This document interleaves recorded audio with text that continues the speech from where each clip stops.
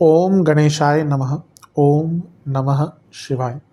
मैं निखिल ज्योतिष आचार्य आप सभी का मेरे चैनल पर पुनः स्वागत करता हूं। आशा करता हूं कि आप सभी स्वस्थ होंगे। महादेव की कृपा आप सभी पर सदैव बनी रहे। ये वीडियो मिथुन यानी कि जमिनाय के लिए बहुत विशेष है, क्योंकि वीडियो है 15 से 21 सितंबर 2025 के साप्ताहिक राशिफल के बारे में। कैसा रहेगा आने वाला सप्ताह मिथुन के लिए। जो मेरा साप्ताहिक राशिफल होता है वो प्रमुखतः चंद्रमा और उनकी गति पे आधारित होता है। चंद्रमा एक बहुत विशेष और बहुत इम्पॉर्टेंट ग्रह है। उनकी विशेषताएं तो बहुत हैं, बहुत। लेकिन जब हम साप्ताहिक राशिफल के संबंध में बात करते हैं तो पहला तो उनकी तेज गति, दूसरा उनका मन का कारक होना, और तीसरा उनकी क्वालिटी कि वह जिस भी भाव, राशि, ग्रह के संबंध संपर्क में आते हैं उसको एक्टिवेट कर देना। इन तीनों क्वालिटीज़ के कारण जो उनका गोचर होता है उसका हमारे मन पर, मस्तिष्क पर, डे टू डे एक्टिविटीज़ पर, सोच पर, ख्यालात पर, विचार पर बहुत प्रभाव पड़ता है। और इसको समझने के लिए ही ये साप्ताहिक राशिफल बहुत इंपॉर्टेंट होता है। इस अंधकारमय जीवन में, जैसे मैं हर बार कहता हूँ, ज्योतिष एक मात्र विद्या है जो हमें थोड़ी गाइडेंस दे सकती है, तो उसका लाभ उठाना चाहिए। हाँ, भले ही ये जो साप्ताहिक राशिफल होते हैं ये सामान्य आधार पर दिए जाएं, लेकिन एक जनरल गाइडेंस के लिए कि हाँ भाई, डूज एंड डोंट्स के लिए बहुत इंपॉर्टेंट होते हैं। यदि आपकी लग्न राशि या चंद्र राशि मिथुन है, दोनों ही गाइडेंस के लिए इस राशिफल को देख सकते हैं। जहाँ से आपको ज़्यादा सूट और रिलेट करता है वहाँ से इसको ऑब्जर्व कीजिए। व्यक्तिगत तौर पे मेरा मानना है लग्न से देखेंगे तो अच्छा, इनकेस नहीं पता है तो अपनी चंद्र राशि से भी इसको देख सकते हैं। शुरू करते हैं। चंद्रमा आपके लग्न भाव में आ जाएंगे, यानी कि मिथुन में। ये होगा 15 सितंबर को। खैर 15 को नहीं आएंगे, 14 की रात को ही आ चुके होंगे, यानी कि 15 से ऑलरेडी यहीं पे होंगे वो, और 17 सितंबर सुबह के 1 बजे तक यहीं पर रहेंगे। 15 को ही 2 ग्रहों के और गोचर होंगे। बुध भी आगे चले जाएंगे कन्या में, शुक्र भी आगे चले जाएंगे सिंह में। चंद्रमा का लग्न भाव में आना एक प्रकार से अच्छा माना जाता है, और यहाँ पे वो धन स्थान के स्वामी होने के नाते होंगे, और वो दशमेश और सप्तमेश के साथ होंगे, और गजकेसरी योग भी बन रहा होगा, यानी कि पैसा आएगा। धन स्थान के स्वामी लग्न में है, करियर में वृद्धि होगी, सप्तमेश के साथ हैं और सप्तम को देख भी रहे हैं दोनों, तो ये बिजनेस में भी लाभ देगा। आपके पति या पत्नी का पैसा भी बढ़ेगा, और प्रमोशन के योग भी बहुत अच्छे बनते हैं। अच्छी तरह से गजकेसरी योग बना हुआ, राहु का प्रभाव भी है। हाँ, ओवर थिंकिंग हो सकती है, लेकिन बहुत क्रिएटिव आइडियाज़, बहुत प्रोडक्टिव आइडियाज़, बड़ी सोच रखना, धन के मामले में चीज़ों को बढ़ाना, और अचानक से कोई बहुत अच्छी खबर स्पेशली धन से संबंधित आ सकती है। गुरु चंद्रमा अपने आप में ओवर थिंकिंग का कारक होते हैं अगर दोनों साथ में होते हैं, और राहु का प्रभाव वही, जैसे मैंने कहा ना कि हाँ, अपने ओवर थिंकिंग पर थोड़ा सा कंट्रोल कर लीजिएगा। अदरवाइज तो हफ्ते का जो शुरुआती भाग है आपके लिए अच्छा है। शुक्र चंद्रमा क्योंकि धनेश है, उनका सप्तम को देखना नए बिजनेस की शुरू, क्योंकि गुरु के साथ बैठे, अकेले धनेश होने के नाते नहीं, बिजनेस में लाभ तो देगा ही, लेकिन नए बिजनेस की शुरुआत, या लेट्स से कि आपको अपने बिजनेस से के लिए कोई इन्वेस्टमेंट चाहिए थी, उसका भी योग बन जाता है। नवांश कुंडली बता रही है कि बहुत कुछ सीखने का, समझने का मौका मिलेगा। दशांश कुंडली कार्य क्षेत्र में सब ठीक है, बस ज़्यादा कंपैरिजन मत कीजिएगा। कंपैरिजन से हमें कभी भी कुछ अच्छा नहीं मिल सकता, या तो हम अहम से भर जाएंगे या फिर ग्लानि से। बिजनेस कमिटमेंट पर थोड़ा काम कीजिए, उसके इश्यूज दिख रहे हैं, वरना तो ठीक है। लव लाइफ, बैलेंस की कमी है, अपने जीवन में बैलेंस वापस लाइए। वैवाहिक जीवन, ऐसी कोई दिक्कत नहीं दिख रही, लेकिन हाँ, अपने लाइफ पार्टनर के बारे में और समझने का प्रयास अवश्य करना पड़ेगा। स्टूडेंट्स, थोड़ा पैशनेटली इन्वॉल्व हुई अपने स्टडीज़ में, उसको एक मजबूरी की तरह नहीं बल्कि एक अपॉर्चुनिटी की तरह देखना शुरू कर दीजिए। बार बार स्टडीज़ करने का मौका नहीं मिलता। आप एक बार अपनी लाइफ में लग गए ना, फिर कितना भी मिस कर लीजिए, कितना भी सीखने की कोशिश कर लीजिए, वो नहीं हो पाता। सेहत के दृष्टिकोण से नसों की प्रॉब्लम, कफ रोग और गले के रोग सर्वाष्टक में आपका लग्न ही बली है। कुछ इंपॉर्टेंट डिसीजंस लेने के लिए, अपने जीवन की वृद्धि के लिए, जीवन में कुछ बड़ी सोच रखने के लिए बहुत अच्छा टाइम है। 17 तारीख को आ जाएंगे चंद्रमा आपके धन स्थान में, स्वराशि के हो जाएंगे, बहुत अच्छा है। और 19 तारीख सुबह के 8 तक यहीं पर रहेंगे। इसी दिन सूर्य का गोचर भी होगा, वो भी आपके चौथे घर में आ जाएंगे। चंद्रमा का धन स्थान में आना बहुत अच्छा होता है, बहुत अच्छा। अपनी ही राशि के हैं तो ये तो बहुत अच्छा धन योग बना रहे हैं, तो बहुत शुभ है, धन प्राप्ति के योग हैं।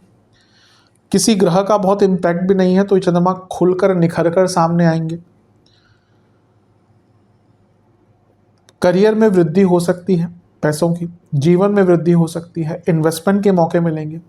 चौथे से 11वें में ग्रह स्वग्रही हो गया, प्रॉपर्टी से लाभ। सप्तम से अष्टम में ग्रह स्वग्रही हो गया, बिजनेस में अचानक से लाभ।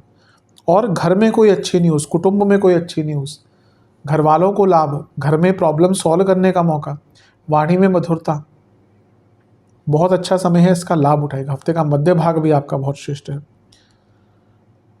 बस ये मारकेश भी हैं, ये भी नहीं भूलना चाहिए, मारक भाव है, तो जिनकी तबीयत खराब चल रही थी उनको पास प्रॉब्लम थोड़ी हो सकती है। नवांश कुंडली सब कुछ अच्छा है, बस बहुत जल्दबाजी नहीं। दशांश कुंडली कार्य क्षेत्र में फोकस बनाकर रखिएगा, अदरवाइज तो ये टाइम आपका बहुत प्रोडक्टिव, बहुत क्रिएटिव रहेगा, बहुत अच्छा रहेगा। बिजनेस में ट्रांसफॉर्मेशन का टाइम है। अगर आप बिजनेस में कोई बहुत बड़े निर्णय लेना चाहते थे, बिजनेस में कोई बहुत बड़े बदलाव लाना चाहते थे, इससे अच्छा समय आपको नहीं मिलेगा। लव लाइफ सब कुछ ठीक है, लेकिन पेशेंस, स्पेशली वाणी पर बहुत कंट्रोल रखिएगा, क्योंकि कुछ ऐसी चीज़ें बोल जाएंगे जिसका बहुत गलत प्रभाव पड़ेगा। वैवाहिक जीवन, एक्सेप्टेंस किस चीज़ की, अपने पार्टनर की और अपनी गलतियों की।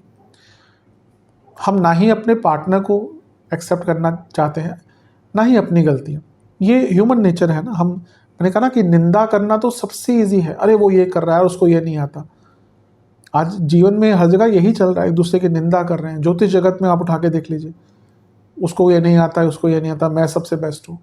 कहीं पे भी देख लीजिए, कथावाचकों को देख लीजिए, धर्म गुरुओं को देख लीजिए। बड़े बड़े धर्म गुरु अब जब बोलते हैं तो ऐसा लगता है कि हमसे भरे हुए हैं। दूसरे लोगों की, संतों की निंदा करते हैं, उसको ये नहीं आता, उसको वो नहीं आता। तो निंदा करने से इजी क्या है, कुछ भी नहीं, लेकिन एक्सेप्टेंस होनी चाहिए। एक्सेप्टेंस रखिए अपने पार्टनर को लेकर और अपनी गलतियों को लेकर, तभी चीज़ें ठीक होंगी। स्टूडेंट्स, अपने ऊपर विश्वास बढ़ाइए। आपका विश्वास अपने ऊपर से घटता जा रहा है और ये आगे चलकर बहुत दिक्कत देने वाला है। अपनी कम्युनिकेशन पर भी काम कीजिए। सेहत के दृष्टिकोण से फूड प्रॉब्लम, आंखों की प्रॉब्लम, दांतों की प्रॉब्लम, कफ रोग तंग करेंगे। सर्वाष्टक में आपका लग्न ही बली है। धन बहुत आएगा, पैसे लगाने के मौके कहीं पे, यानी कि इन्वेस्टमेंट के मौके भी काफ़ी आपको प्राप्त होंगे। 19 तारीख सुबह के 8 बजे के आसपास चंद्रमा आ जाएंगे आपके तीसरे घर में, यानी कि सिंह में, और सप्ताह के अंत तक यहीं पर रहेंगे। चंद्रमा का तीसरे घर में आना भी बहुत अच्छा होता है। धन स्थान के स्वामी का अपने से दूसरे में, दूसरे का स्वामी का अपने से दूसरे में जाना, पैसे की वृद्धि, पैसे कमाने के नए मौके। तीसरे घर में चंद्रमा का आना और उनकी युति शुक्र से होना, जो आपके पंचमेश हैं, यानी कि धन स्थान लक्ष्मी स्थान की युति, तो ये पैसे कमाने के मौके, करियर में वृद्धि, बिजनेस में वृद्धि, सोच में वृद्धि, सोच में बदलाव, क्रिएटिविटी, हर चीज़ का कारक है। तीसरे घर में शुक्र, चंद्रमा और केतु, ये स्किल एनहेंसमेंट दिखाता है कि आपके स्किल्स बढ़ सकते हैं, आपकी सोच बदल सकती है, आपको कुछ ऐसे आइडियाज़ आएंगे जो जीवन को आगे बढ़ा देंगे। लेकिन यहाँ पे चंद्रमा ग्रहण दोष में भी है और शुक्र 12वें घर के स्वामी हैं, उनकी उनसे युति भी है। तीन चीज़ें का ध्यान देना है। पहला, खर्चे बहुत होंगे। दूसरा, ओवर इम्पल्सिव रहेंगे। तीसरा, किसी को पैसा दीजिएगा मत, और यहाँ पे पैसा कहीं पे लगाइएगा। जैसे मैंने मध्य भाग में कहा था, पैसा इन्वेस्ट करने के लिए अच्छा मौका है। ये जो भाव है, ये जो भाग है महीने हफ्ते का, ये पैसा खर्च करने के लिए, पैसा इन्वेस्ट करने के लिए बिल्कुल भी अच्छा नहीं, क्योंकि ग्रहण दोष है तो कम्युनिकेशन गैप भी होंगे।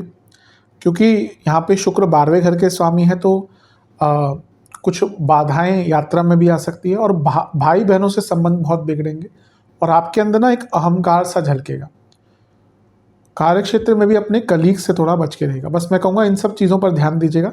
इतना बुरा नहीं है, लेकिन हाँ, ये जो मैंने सेंसिटिव चीज़ें कही उन पर ध्यान दीजिएगा। नवांश कुंडली बताती है कि किसी से लड़ाई झगड़े नहीं करने, बिल्कुल। कोई कोशिश भी करे ना, आपको अवॉइड करना है। दशांश कुंडली कार्य क्षेत्र में आपको इन्वॉल्वमेंट अपना रखना है। अभी लगता है कभी कभी आप बहुत डिसइंटरेस्टेड हो जाते हैं और ये आपके सीनियर्स ऑब्जर्व करते हैं। बिजनेस, कोई रिस्क मत लीजिएगा, कुछ भी अलग मत करना, जो चल रहा है चलने दें। लव लाइफ, ट्रस्ट की कमी दिख रही है, लॉयल्टी की कमी दिख रही है, और ये दोनों तो मूलभूत होते हैं, ध्यान दीजिएगा इस पर। वैवाहिक जीवन, बहुत झगड़े होंगे, लेकिन ये है कि बहस के साथ कुछ चीज़ें क्लियर भी हो सकती है, तो अगर बहस होती भी है कभी कभी ना, अच्छा होता है। स्टूडेंट्स, हफ्ते का अंतिम भाग बहुत अच्छा है अपने आप को और इम्प्रूव करने के लिए। ये वो टाइम है जब आपके साथ कुछ ऐसा होगा कि आपका विश्वास बढ़ जाएगा अपने ऊपर कि हाँ मैं कुछ अच्छा कर सकता हूँ या कर सकती हूँ। सेहत के दृष्टिकोण से हार्मोनल प्रॉब्लम, इन्फेक्शंस, गले के रोग, सर्वाष्टक अष्टम भाव बली है। हाँ, थोड़ा निश्चितता भरा रहेगा क्योंकि अष्टम भाव भी बली हो गया ना, तो जीवन में थोड़ी अनिश्चितता बढ़ सकती है। सेहत के दृष्टिकोण उपाय के दृष्टिकोण से आपको गणेश चालीसा का 1 बार पाठ करना है, ओम वक्रतुंडाय नमः मंत्र का 21 बार जाप करना है, और गणपति जी को लड्डुओं का भोग लगाना है। आशा करता हूँ वीडियो काम आएगी। चैनल पर नए हैं, सब्सक्राइब कीजिए, वीडियो को लाइक कीजिए। मिलता हूँ आप सभी से अगली वीडियो में, तब तक के लिए ओम नमः शिवाय।